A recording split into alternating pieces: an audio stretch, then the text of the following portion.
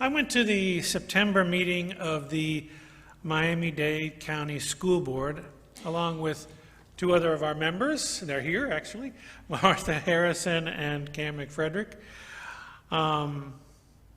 We were concerned about the school board voting down a resolution to recognize and observe October 2022 as Lesbian, Gay, Bisexual, Transgender, and Queer History Month,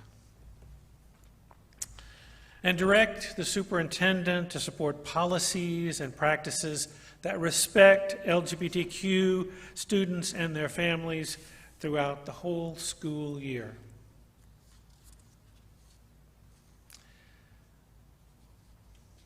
In case you didn't know, this History Month did not require anyone in the public schools to participate, did not have a curricula associated with it, and would not have been discussed in the classrooms. The resolution would simply have given the LGBTQ students an opportunity to recognize and honor significant LGBTQ historical moments. Last year, the resolution passed 7-1. This year, the vote was the opposite. Only one member voted in support. Prior to that meeting, I had received an email from a clergy friend of mine who asked me to attend this board meeting so that there would be a liberal religious presence and voice at the meeting. I'm sure you're not surprised that I voted in support of LGBTQ History Month. I pointed out one of Miami's prominent LGBTQ history moments. On November 15, 1937, the Paloma nightclub, which catered to the LGBTQ community, was raided by the KKK, and they threatened to burn it down. UU Miami member Andy Arthur, I want to thank her for bringing this piece of history to my attention. I didn't know about it. I spoke about how important LGBTQ history was to me personally. I told the board I have many members, LGBTQ members of my congregation, and I was concerned about the impact this decision would have on the LGBT community in Miami. I pleaded with them to see the consequences of not voting for this resolution. A vote down being perceived as giving tacit permission to an increase in bullying, prejudice, and empowering hate groups. But the reality was that my liberal voice and the voices of others who were there to support this resolution were drowned out by the loud, boisterous, organized hate groups who gathered to speak against it, particularly the Proud Boys and Moms for Liberty. I heard from them that America is a Christian nation. I heard one woman say when she got up that she knew that 95% of the people in the room believe that God created the earth exactly as described in Genesis. And God created man and woman to be the only ones who would be physically intimate in relationship. And thus the board had no choice but to vote this resolution down. I heard many people wrongly asserting that LGBTQ people groom students to become lesbian, gay, bisexual, transgender, or queer. I had one person say that LGBTQ people were evil and of the devil. And if they worshiped the devil, then they were a religion, and nothing religious should be allowed in schools. They used Florida's Don't Say Gay bill as justification for their positions, even after the board's attorney told the board that the bill did not relate to this resolution at all. Despite their obvious support for one another, it didn't seem to matter what they said. No matter how bizarre or irrational, it was only important, and they clapped for everyone that didn't support the resolution. I've never really been in a situation where I was that much of a minority in my ideology and my beliefs. And while there were people with me, I felt alone in a sea of people that didn't share my viewpoint and didn't think I had the right to express it. My own. I was taken aback, and I felt a little unsafe, and for sure was unsure how to process all of it.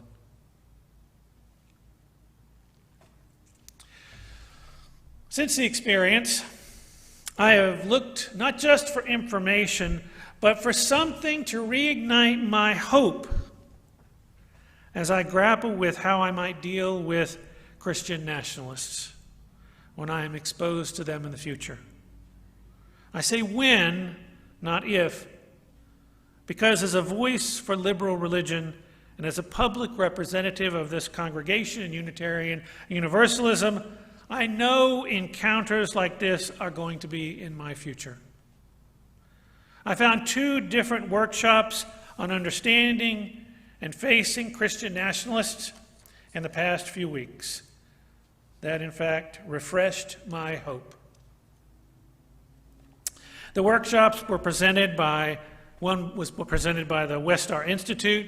I don't know if you know who they are. They do the Jesus Seminar on the Road. They've published a lot of books on early Christianity before it is what it is today. And the Interfaith Alliance, a national organization with grassroots networks of 47 local alliances and in 38 states. This is an image from that workshop.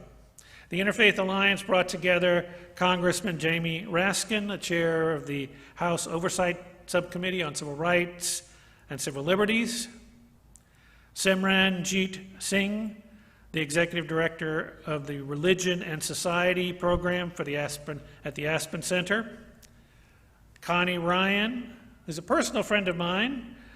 She's the director of the Interfaith Alliance of Iowa. I was on that board for many years. Let's see, Reverend Dr. Richard Zizik, the president of Evangelicals for Democracy, Taylor Coleman, a voting rights advocate, and Reverend Paul Brandeis, Rauschenbrunn, the president of the Interfaith Alliance, to discuss the work being done right now around the country to deal with the rise of Christian nationalism.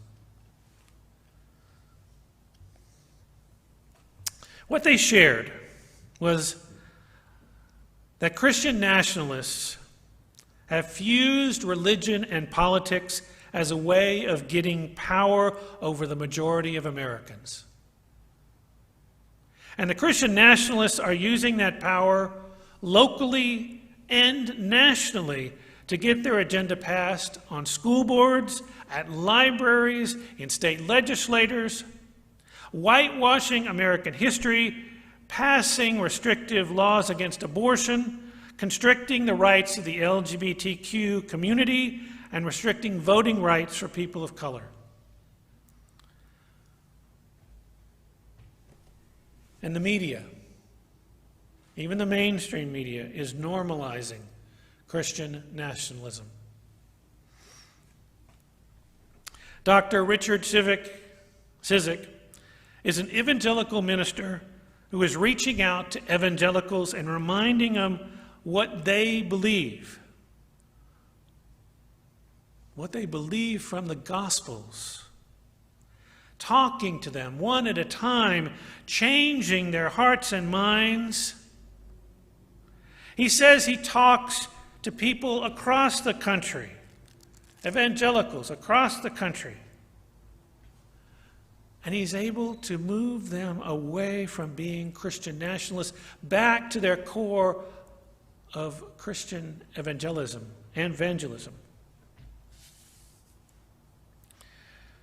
Connie Ryan is lobbying at the Iowa State Capitol with legislators against the Christian nationalist agenda.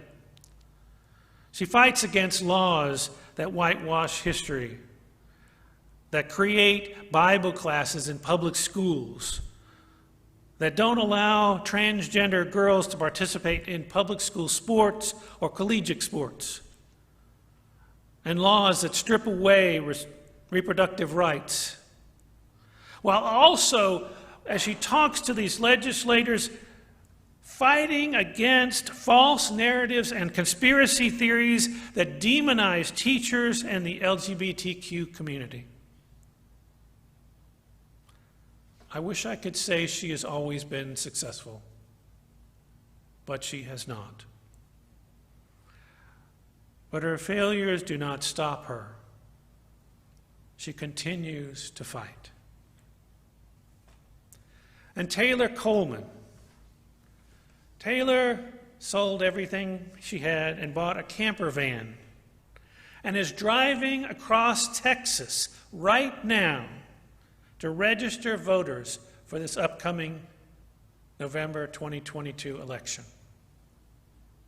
They are all working to fight the Christian nationalist agenda. And in that, there is hope.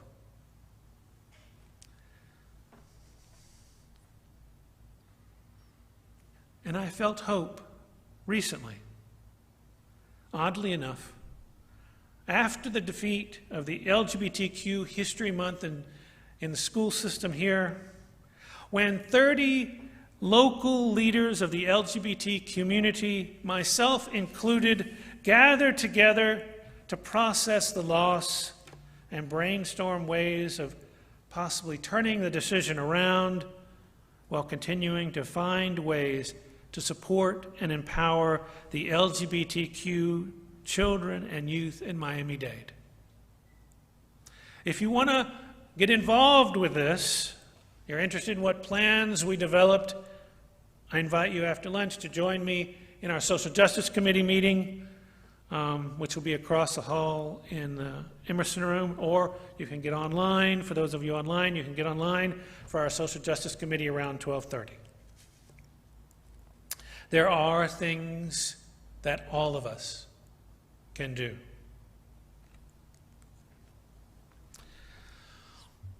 As you heard in the video, Christian nationalists are not actually Christians. You might wonder what the theology and thinking of this Christian nationalist movement is.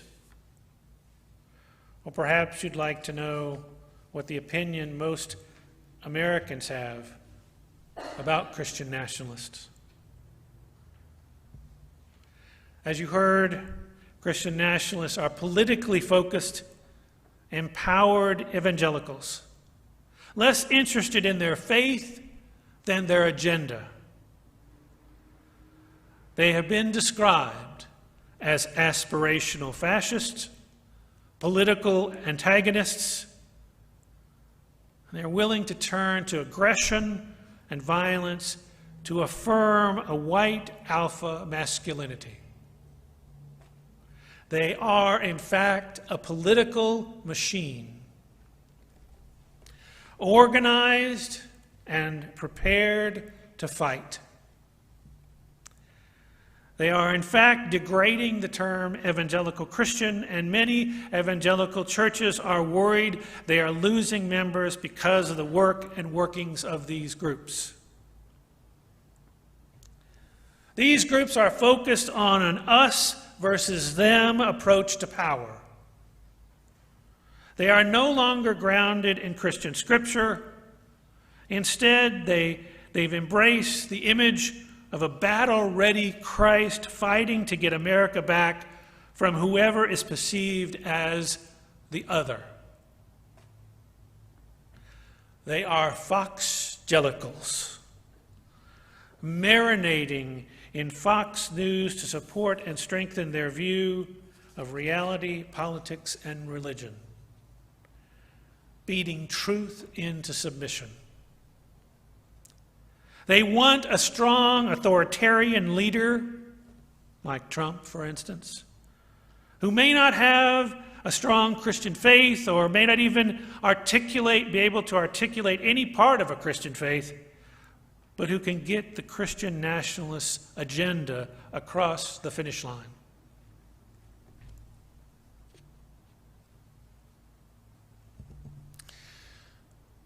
But keep in mind, my friends, that they are not only angry, resentful, and aggressive, they are also afraid.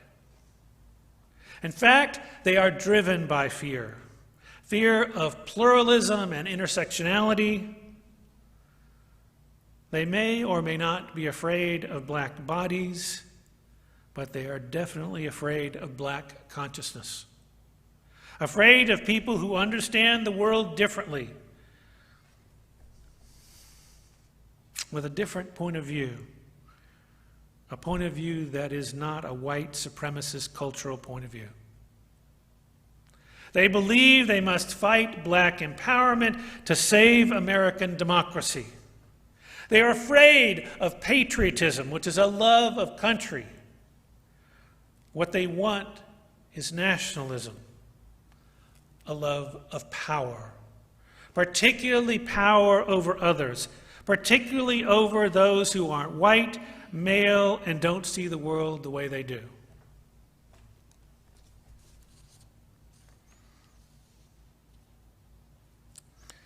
But I want you to know this, my friends. We can and will outlive them and outlove them.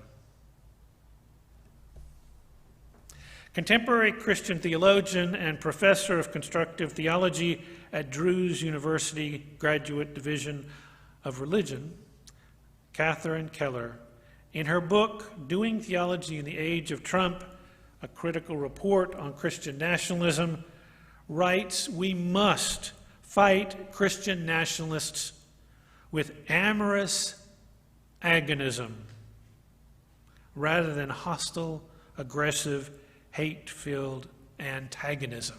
She tells us not to fight this because we're angry, not to try to fight it because we hate them, not because we despise what they're doing, but to recognize the agonism. In other words, that there will be conflict. But we can use that agonism, the energy from that conflict, to bend the outcome toward good. But we must, in her words, be amorous. In other words, hold love in our hearts while we do it. Her perspective is amorous agonism is a loving, rigorous motivation for justice. And in this spirit, we will continue to act in hope, continue to listen to one another, continue to build intersectional relationships that will be shaped and reshaped as we, our country, our world, our knowledge, our wisdom change over time. We will continue to strengthen our relationships and bonds with one another against the idea of white male exceptionism and against antagonism. We are capable of loving resistance in this pluralistic country. And so we are called, each in our own way, to exhibit this loving resistance in our lives. We are called to help those who want to build back trust in our legislatures and our courts, build back trust in the programs that support those in need. We must become beacons of possibility, of equity and justice for all. And we must proclaim that this country has been built on and been successful because of its diversity, its pluralism of culture, of color, of beliefs, of worldview, not because of some Protestant work ethic that's been warped beyond any recognition, and not because of white exceptionalism.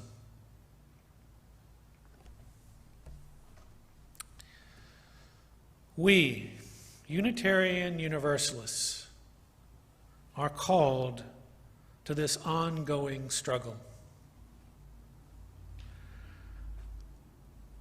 And from that struggle, we will be prone to creative coalitions with people we don't even know, and unexpected breakthroughs of wonder and joy that we cannot anticipate. Theologically, we find ourselves sustained, no matter what tragedy, by our amorous agonism. Our amorous agonism, which opposes everything that unifies merely through opposition.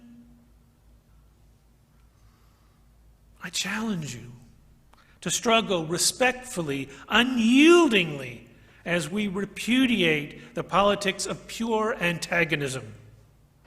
We will build coalitional confidence with our partners. And we may appear weak before the nationalistic power of the right, who often uses antagonizing ways against what they think is the weak. But we are not weak, and we will not be paralyzed by this perceived vulnerability.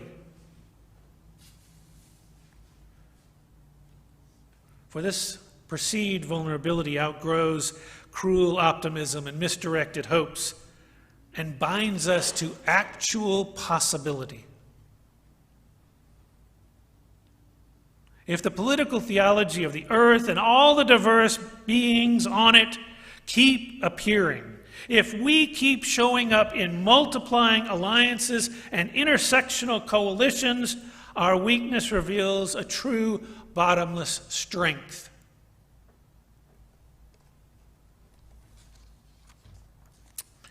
This strength, through proximate affection and contagious creativity, is able to renew our world friendships, is to strengthen our coalitional confidence, and it will do so indefinitely.